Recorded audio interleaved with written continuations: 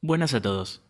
En este video analizaremos las diapositivas tituladas Sociología de la percepción estética, en las que se aborda el capítulo del mismo nombre de Pierre Bourdieu en el libro El sentido social del gusto y el capítulo El nuevo espectador del libro Cuestiones de arte contemporáneo de Elena Oliveras.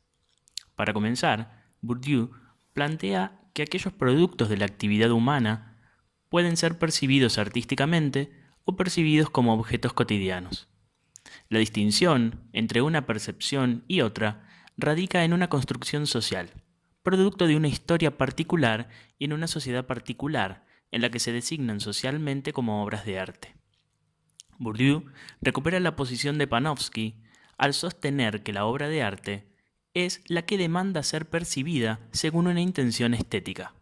De esta manera, Panofsky está poniendo el acento en el objeto, así como Danto ponía el acento en la intencionalidad del productor y el sistema de legitimación. Para Panofsky existen dos categorías fundamentales: los objetos naturales y los objetos producidos por el hombre. Dentro de estos últimos, los objetos del arte serían los que reclaman ser percibidos por su forma más que por su función. Podríamos intuir que esto depende entonces de la intención creadora de un productor, pero ese productor está atravesado por normas y convenciones sociales, su contexto. Desde esta perspectiva, Bourdieu incorpora la noción de intención del espectador. Esta intención también es necesaria para la apreciación de algo como obra de arte y responde a las normas y convenciones sociales, su experiencia y formación. Así como existe un contexto social e histórico de producción, existe un contexto social e histórico de percepción. La necesidad de un objeto de ser percibido como obra de arte, entonces, se impone como algo arbitrario, como una necesidad no lógica ni objetiva, en función de un cierto entramado normativo. No es una propiedad natural de los objetos a partir de sus cualidades, sino que responde a la reproducción cultural. Así, algunos objetos se designan como dignos de ser apreciados y admirados. Esta distinción se impone a través de las instituciones, la familia, la escuela, la iglesia, el museo, que naturalizan esa admiración para ocultar lo arbitrario de esa imposición. El desarrollo de los cánones de la aparente estética pura se desarrolló en un proceso de autonomía del sistema del arte, en el que el campo del arte se separó de las funciones mágicas o religiosas. Los productores se convirtieron en profesionales, formados y controlados por las academias, y en el que la aparente libertad creativa de los artistas se observaba como un valor. Esta autonomía logra su apogeo en el arte moderno, que consagra el triunfo de la forma. Convoca una relación diferente entre la obra y un público, ya no reducido a la aristocracia dominante, y en el que se puede decir que los artistas trabajan para los artistas, puesto que sus exploraciones tienen que ver con ese proceso de introspección que señalaba Danto. Ahora bien, ese proceso hace que el arte también se vuelva excluyente, dado que gran parte de la producción estética del arte moderno no era comprendida o aceptada como tal por gran parte de la sociedad. Durante ese período hubo una reconsideración de producciones consideradas salvajes o menores, pero sin tener en cuenta el contexto de su producción. Se aislaron elementos del lenguaje visual como la síntesis, el contraste, la geometrización, las estrategias para construir imágenes en el espacio, apropiándose de estos recursos en las tendencias más vanguardistas, sin reconocer su origen, dado que no obedecería a la noción de genio creador. El arte moderno y su estética, aparentemente pura, creaba un falso universalismo del gusto, que escondía un brutal etnocentrismo y el colonialismo sobre el que se sostenía, dando supremacía a la manera de percibir eurocéntrica, más allá del objeto percibido. En ese sentido, Bourdieu asume que el consumo adecuado de obras de arte está predispuesto a cumplir una función social de distinción. Se espera una aptitud para realizar ese ideal de percepción pura a través de condicionamientos sociales. Si entendemos que cualquier obra de arte es un bien simbólico, también podemos intuir que solo se transforma en tal cuando tenemos los medios para apropiarnos de ese bien. Es decir, cuando podemos descifrar ese entramado simbólico y acceder al código sobre el que está histórica y socialmente construido. Podemos distinguir entonces dos tipos de percepción: la percepción ingenua y la percepción competente. Todos poseemos capacidades limitadas y definidas socialmente para esta aprehensión de la obra o de sus códigos, fundidas con la experiencia emocional y las propiedades sensibles que la obra suscita. Bourdieu hace una comparación entre dos imágenes. Por un lado, el altar de Middelburgo y por otro, una ilustración de los Evangelios de Otón. Si observamos los retablos del tríptico, aparecen figuras en la parte superior como si estuvieran flotando, que reconocemos como ángeles o figuras celestiales. En el segundo caso, también aparecen formas flotando, ciertas edificaciones, pero en este caso las percibimos como elementos distantes, que están detrás y no flotando. Los elementos de la primera obra las reconocemos como una aparición, y los de la segunda los interpretamos como reales. Panofsky sostiene que leemos lo que vemos en función de lo que sabemos acerca de la manera, variable según las condiciones históricas, de expresar a través de formas los objetos y los acontecimientos históricos. Esas formas de percibir históricamente construidas son generalmente conservadoras. Tanto el gusto académico como el gusto popular rechazan la ruptura de esos códigos. Un quiebre importante de esos códigos se dio con el cambio de paradigma durante el Renacimiento. La construcción de un nuevo paradigma antropocéntrico implicó un cambio profundo en la manera de entender cómo percibimos el mundo y, por lo tanto, un nuevo régimen de visualidad en la producción de las imágenes. La tendencia al naturalismo, aparentemente objetivo, se sostuvo sobre una teoría de nuestra función visual.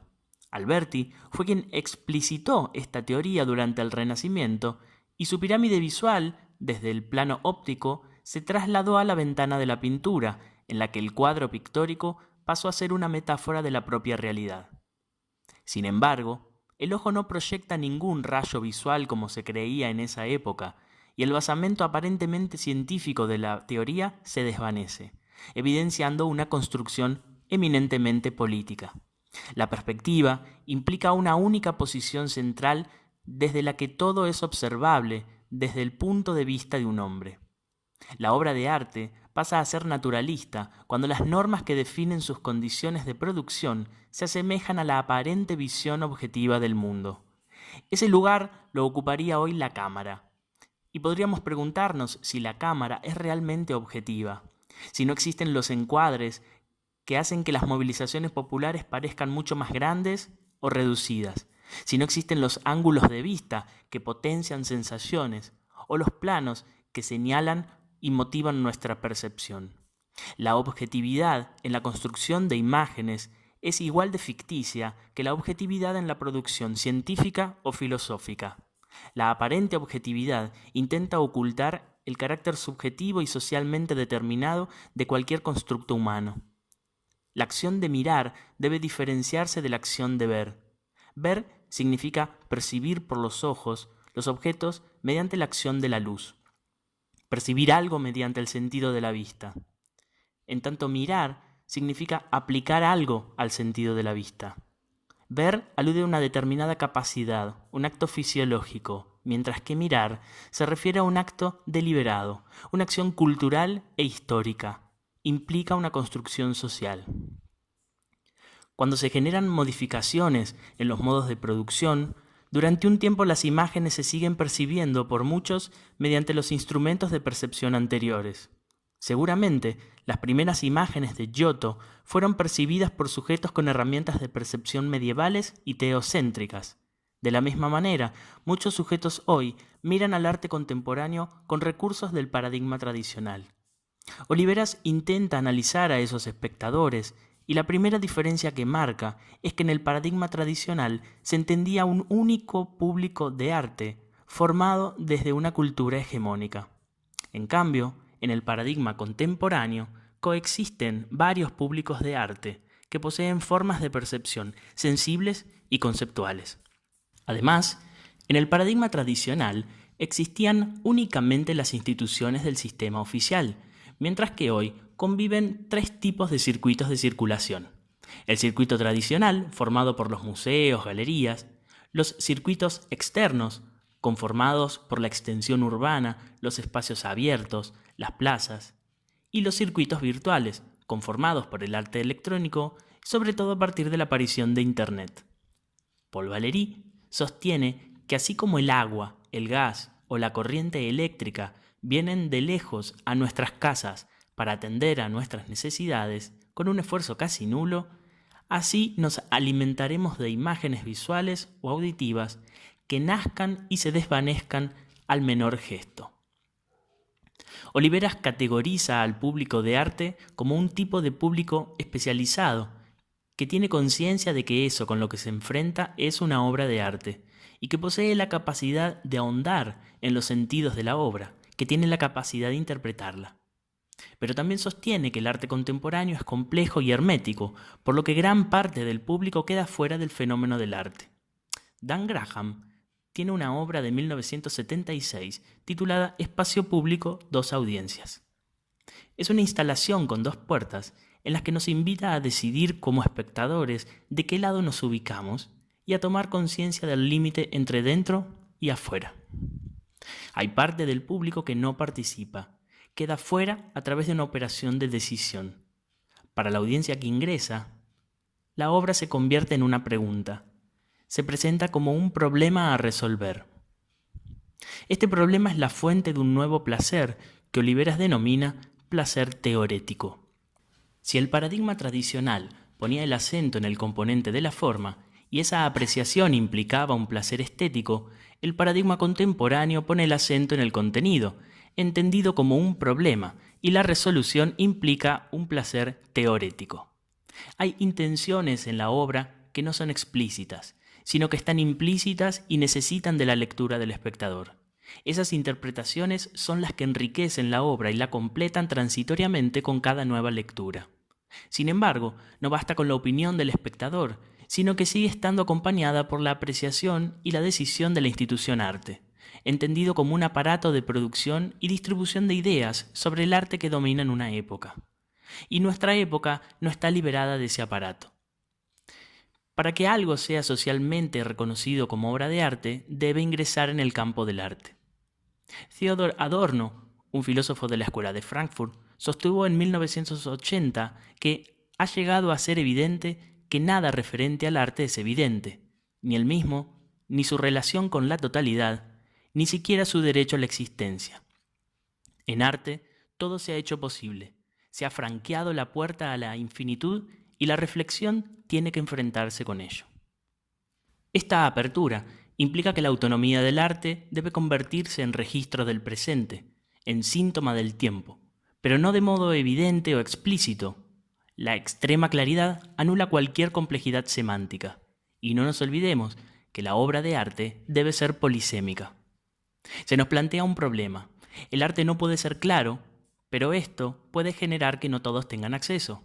La posibilidad de un arte para todos o de la democratización del arte es una problemática enorme. Hoy el arte no busca la integración de formas comunes o contenidos comunes, sino la construcción de múltiples mundos, incluso mundos con los que es difícil convivir. Es importante mencionar que la desdefinición del arte no significa que no podamos señalar un concepto de arte, sino entenderlo desde una definición nueva, diferente a la del paradigma tradicional. En esa nueva definición es crucial la importancia del espectador advertido, formado, capaz de hacer uso de teorías que le permitan entender el estado filosófico del arte, entendido ahora como un campo de conocimiento. Este espectador navega en un entramado cada vez más complejo. Guido Valo establece 4 tipos de espectador. El ojo común es un público que accede al museo y para el cual el arte contemporáneo es solo un chiste. Para el ojo común, la obra debe darle placer inmediato, estético, por lo que valora la mímesis y acepta lo popularizado. El ojo snob es un público que busca sentirse cerca del sistema del arte y mostrarse como un conocedor, pero solo retiene lo superficial, lo que está de moda, defendiendo solo lo nuevo y rechazando lo viejo. El ojo absolutista es el que defiende una única tendencia. Es un público intransigente que no ve más allá de su propio gusto. Hay artistas que pertenecen a este ojo cuando solo defienden la posición o el estilo al que responde su producción. Por último, el ojo crítico es un público formado y sensible, capaz de aceptar múltiples posibilidades y considerando cada época para entender las obras que produce. Es un público contemplativo, sin prejuicios y activo. Además, Oliveras categoriza a otros públicos de arte. El primero de ellos es el turista cultural. Este público es protagonista de la democratización y globalización del arte. Se desplaza a lugares sacralizados por la promoción comercial, viajando por museos, bienales, galerías, con el solo objeto de estar ahí, sacarse una selfie y retratar el momento. El público de ferias de arte está vinculado a los intereses comerciales del mercado del arte y se vincula con espacios que se equiparan a la seducción visual de shoppings y aglomeración de objetos. Es un público coleccionista de folletos y catálogos, dado que no posee la capacidad económica para adquirir obra. El espectador casual está conformado por transeúntes que se encuentran desprevenidos con obras en el espacio público y deben decidir si aceptan o no el papel de público. Generalmente, los artistas que trabajan en estos espacios intentan seducir o sorprender a este espectador para generar su curiosidad. Por último, el público de arte relacional es aquel que participa de propuestas en las que se promueve el encuentro entre los participantes. El arte relacional plantea escenarios que permiten reconocer el problema de las relaciones humanas, poniendo el acento en la comunicación con el otro. Por lo que es necesaria la participación física y activa del espectador para que la obra exista. Este tipo de propuestas señala el estado anestésico que muchos pensadores observan en la sociedad contemporánea. En oposición, la experiencia estética busca un gesto defensivo que da cuenta de una crisis de la percepción y propone un recorte de ese estado, activando la mirada lúcida del mundo que nos rodea. En 2007, Gonzalo Díaz presentó Eclipse. Colgado sobre la pared aparecía un marco aparentemente vacío, iluminado por una potente fuente de luz. Cuando un espectador se acercaba y proyectaba su sombra sobre el marco, aparecía un texto en el que se podía leer: «Vienes al corazón de Alemania solo para leer la palabra arte bajo tu propia sombra». Gonzalo Díaz materializa la tesis de Duchamp, en la que sostenía que son los espectadores quienes hacen la obra de arte, ya no solo en el nivel de la interpretación, sino desde el plano material. Podemos decir que el público ya no aprecia o participa, sino que interactúa con una obra materialmente abierta que se contempla gracias a la colaboración del espectador. Hasta acá el video de hoy. Nos vemos en próximos encuentros. Saludos.